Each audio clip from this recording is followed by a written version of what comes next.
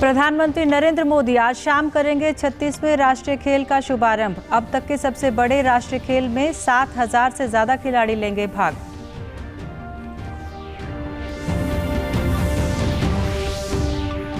करनाल के बागवानी विश्वविद्यालय में खुला प्रदेश का पहला ड्रोन स्कूल। किसानों और युवाओं के लिए जल्द शुरू होगा ड्रोन पायलट का प्रशिक्षण।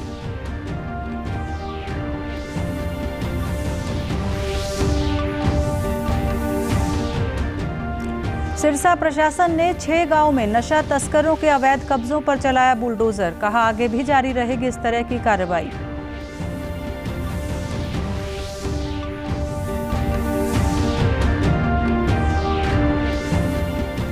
और जलभराव के बाद फसलों के नुकसान से परेशान किसानों के लिए वरदान साबित हो रही है प्रधानमंत्री फसल बीमा योजना। फतेहाबाद के किसानों ने दिया नुकसान का ब्यौरा। नमस्कार, मैं मंजू सिंधु और अब खबरें विस्तार से। 36वें राष्ट्रीय खेल आज गुजरात में शुरू हो रहे हैं। अहमदाबाद के नरेंद्र मोदी स्टेडियम में आज शाम को एक भव्य समारोह में प्रधानमंत्री नरेंद्र मोदी राष्ट्रीय खेलों का उद्घाटन करेंगे। इन राष्ट्रीय खेलों में 36 प्रकार के खेलों की स्पर्धाएं होंगी, जिसमें 36 राज्यों और केंद्र शासित प्रदेशों से 7,000 से अधिक खिलाड़ी हिस्सा लेंगे। ये अब तक के सबसे बड़े राष्ट्रीय खेल होंगे। 36वें राष्ट्रीय खेलों की शुरुआत एक तरह से जब अब हो चुकी है और जब खिलाड़ी विभिन्न देशों से यहाँ पर आएंगे और अपनी प्रतिस्पर्धा को और ज्यादा रोमांच से भरेंगे, तो यकीनी तौर पर न केवल गुजरात के एथलीटों को नया कहना चाहिए कि अनुभव मिलेगा, बल्कि देश के तमाम एथलीटों को भी यहाँ से बहुत कुछ सीखने को मिलेगा। 36वें राष्ट्रीय खेलों के उद्घाटन से पहले केंद्रीय खेल मंत्री अनुराग सिंह ठाकुर ने कहा कि केवल 3 महीने में इन खेलों की तैयारियां पूरी कर गुजरात ने मिसाल कायम की है। 2015 के बाद 7 वर्ष का लंबा समय कोई राष्ट्रीय खेल नहीं हुए, लेकिन मात्र 3 महीनों में गुजरात ने करके दिखाया है। 36 गेम्स, 36 राज्य और यूनियन टेरिटरीज और 36वां नेशनल गेम्स गुजरात में हो रहा है और भव्य आयोजन हो रहा है। मुझे खुशी। किसानों और युवाओं को ड्रोन चलाने का प्रशिक्षण देने के लिए प्रदेश सरकार ने करनाल के महाराणा प्रताप बागवानी विश्वविद्यालय में प्रदेश का पहला ड्रोन स्कूल खोला है। बागवानी विश्वविद्यालय के उपकुलपति प्रोफेसर समर सिंह ने कहा कि प्रशिक्षण केंद्र चलाने के लिए कुछ औपचारिकताएं बाकी हैं, जिनको शीघ्र ही पूरा कर लिया जाएगा। इसके बाद यहां ड्रोन पायलट का प्रशिक्षण आरंभ हो जाएगा।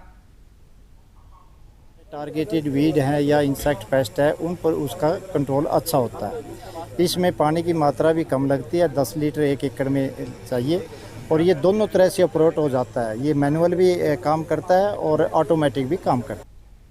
विश्वविद्यालय के विस्तार शिक्षा निदेशक सत्येंद्र यादव ने कहा कि ये देश का पहला कृषि विश्वविद्यालय है जहां ड्रोन का प्रशिक्षण दिया जाएगा। यहां कम फीस में युवा प्रशिक्षण लेकर रोजगार प्राप्त कर सकेंगे। होते हैं तो उसको डायरेक्टर जनरल सिविल एविएशन से अप्रूव्ड पायलट ही उसको उड़ा सकते हैं। तो उन पायलट्स को ट्रेनिंग देने के लिए एक ट्रेनिंग स्कूल खोलना पड़ता है। तो महाराणा प्रताप बागवानी विश्वविद्यालय ने उसकी शुरुआत कर दी है और डायरेक्टर जनरल सिविल एविएशन के एप्लीकेशन भेज दी है और जल्द की अप्रूवल आने के बाद ये शुरू हो जाएगा। ड्रोन प्रशिक्षक धीरज ने बताया कि ड्रोन की मदद से 10 मिनट के अंदर 1 एकड़ क्षेत्र में कीटनाशक का छिड़काव किया जा सकता है। इससे कीटनाशक के शरीर पर पड़ने वाले दुष्प्रभावों से भी बचा जा सकता है। ड्रोन प्रशिक्षण केंद्र खोले जाने पर किसानों ने खुशी जताई है। उन्होंने कहा कि परंपरागत खेती के साथ साथ हमें नई तकनीक को भी अपनाना होगा, तभी हम खेती से लाभ ले सकते हैं। करने के लिए हमने बनाया है और ये इकलौता ड्रोन है जो DGCA सर्टिफाइड है और टाइप सर्टिफिकेट इसको मिला हुआ है एग्रीकल्चर पर्पस के लिए। तो ये जो ड्रोन है 10 लीटर स्प्रे करता है 1 एकड़ में और पूरा ऑटोमेटिक रहता है। 1 एकड़ ये करीब 6 से 8 मिनट में कवर कर देता है। तो जो अभी हम लोग इसको किसी भी फसल में इससे स्प्रे कर सकते हैं। बढ़िया स्प्रे करती है जी। इसमें जो है खर्चा भी कम आएगा, किसान के दवाई थोड़ी डलेगी, एक लेबर की बचत आएगी।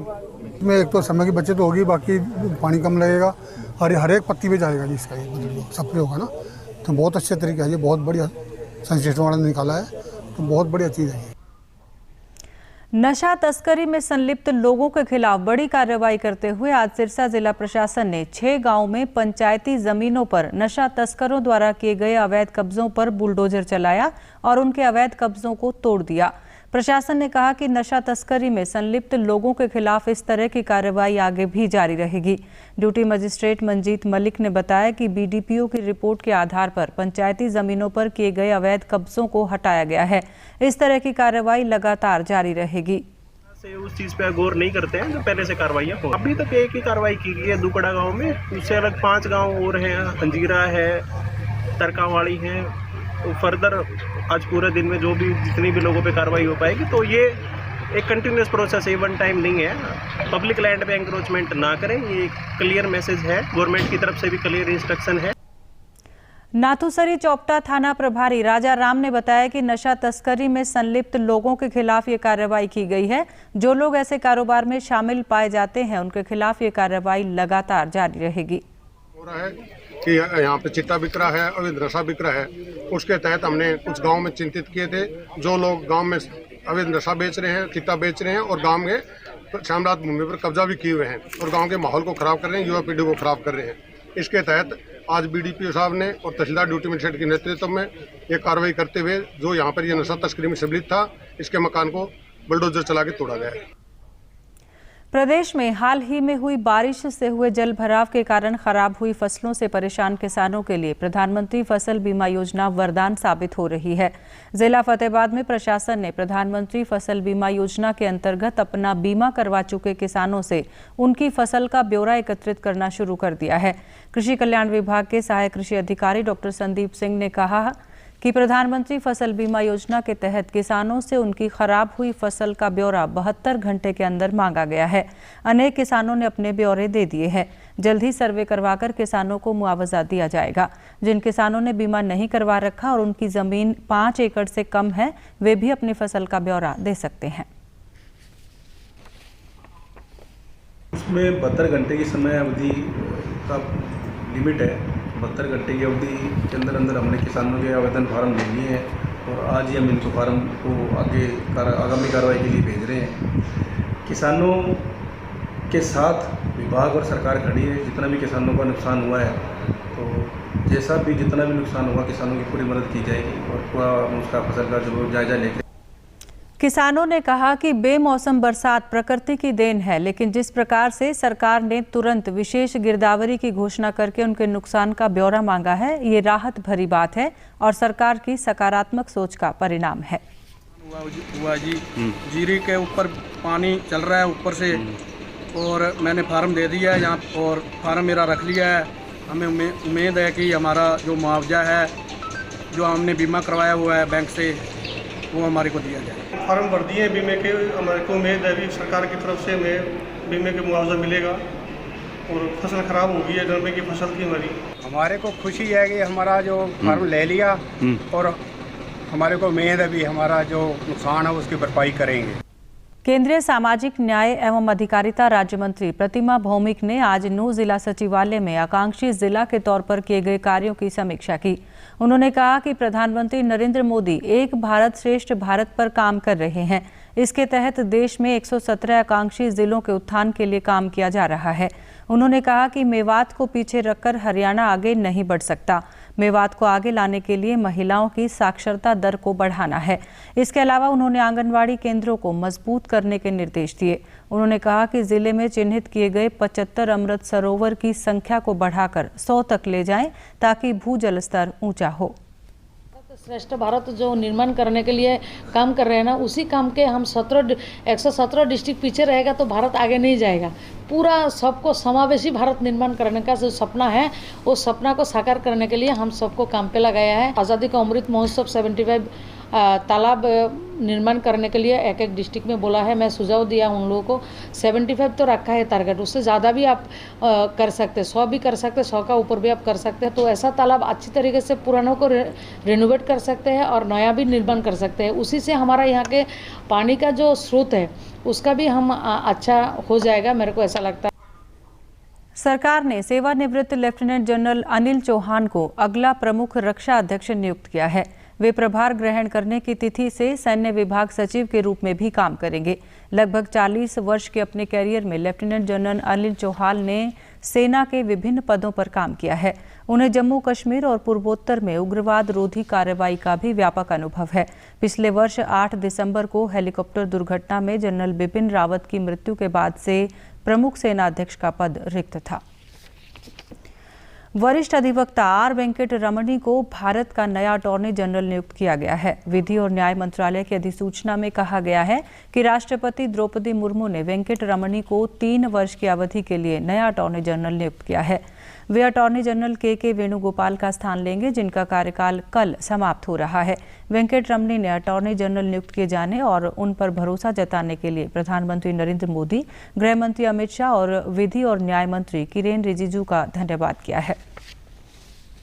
The Honorable Prime Minister, the Home Minister and the Law Minister for place confidence in me to take up this very sensitive assignment.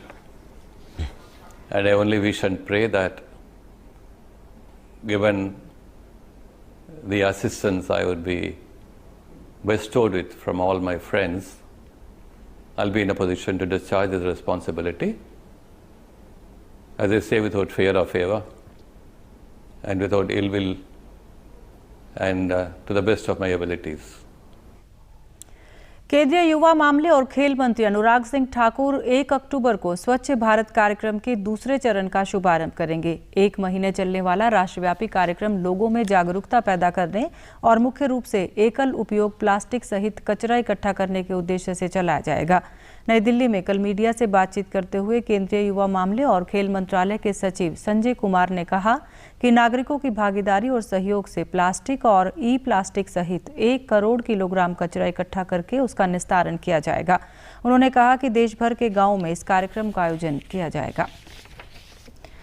प्रदेश सरकार ने धान के निर्बाध और सुचारू खरीद संचालन के लिए प्रशासनिक सचिवों को जिला प्रभारी के रूप में तैनात किया है। ये अधिकारी व्यक्तिगत रूप से उन्हें अलॉट किए गए जिलों की मंडियों का दौरा कर वहां की सभी तैयारियों पर निगरानी रखेंगे और समन्वय स्थापित कर खरीद से संबंधित सभी कार्यों पर पूर्ण नियंत्रण सुनिश्चित करेंगे। मुख्य सचिव संजीव कौशल ने इस संबंध में पत्र जारी कर अधिकारियों को मंडियों का दौरा करने के निर्देश दिए हैं। जारी पत्र के अनुसार वीरेंद्र सिंह कुंडू को रेवाड़ी, SN रॉय को हिसार, डॉक्टर महावीर सिंह को झज्जर, सुधीर राजपाल को पलवल, डॉक्टर सुमिता मिश्रा को अंबाला, अंकुर गुप्ता को सोनीपत, अनुराग रस्तोगी को गुरुग्राम, RS वुंडरू को महेंद्रगढ़, आनंद मोहन शरण को पंचकुला और डॉक्टर अशोक खेमका को नूह जिला सौंपा गया है। इसी प्रकार विनीत गर्ग को फतेहाबाद, अनिल मलिक को फरीदाबाद, जी अनुपमा को कुरुक्षेत्र, AK सिंह को पानीपत, अरुण कुमार गुप्ता को यमुनानगर, विजेंद्र कुमार को सिरसा, D सुरेश को चरखी दादरी, राजीव रंजन को करनाल, पंकज अग्रवाल को भिवानी, पंकज यादव को कैथल, विकास गुप्ता को रोहतक और विजय सिंह दहिया को जींद जिला सौंपा गया है। राज्य के मंत्रियों को जिला लोक संपर्क एवं परिवाद कमेटी के अध्यक्ष के रूप में आवंटित जिलों में बदलाव करते हुए प्रदेश सरकार ने उनका फिर से आवंटन किया है। मुख्य सचिव संजीव कौशल द्वारा कल जारी पत्र के अनुसार मुख्यमंत्री मनोहर लाल फरीदाबाद की समिति की मासिक बैठक की अध्यक्षता करेंगे। इसी प्रकार उप मुख्यमंत्री दुष्यंत चौटाला रोहतक जिले की, गृह मंत्री अनिल विज हिसार की, शिक्षा मंत्री कंवरपाल पानीपत की, परिवहन मंत्री मूलचंद शर्मा सोनीपत की, बिजली मंत्री रणजीत सिंह महेंद्रगढ़ व जींद की, कृषि मंत्री जयप्रकाश दलाल गुरुग्राम और सिरसा जिले की समिति की अध्यक्षता करेंगे।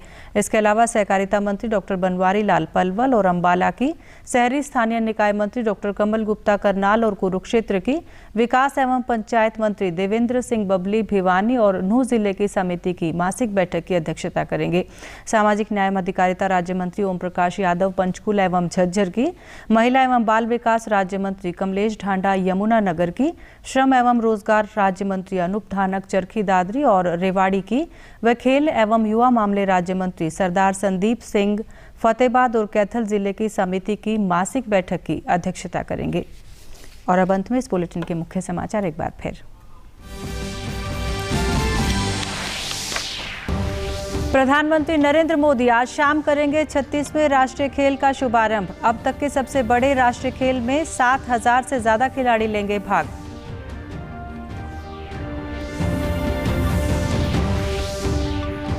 करनाल के बागवानी विश्वविद्यालय में खुला प्रदेश का पहला ड्रोन स्कूल। किसानों और युवाओं के लिए जल्द शुरू होगा ड्रोन पायलट का प्रशिक्षण।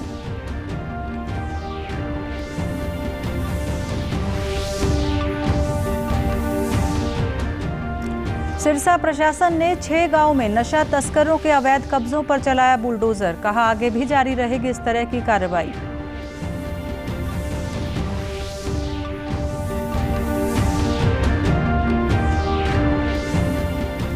और जलभराव के बाद फसलों के नुकसान से परेशान किसानों के लिए वरदान साबित हो रही है प्रधानमंत्री फसल बीमा योजना।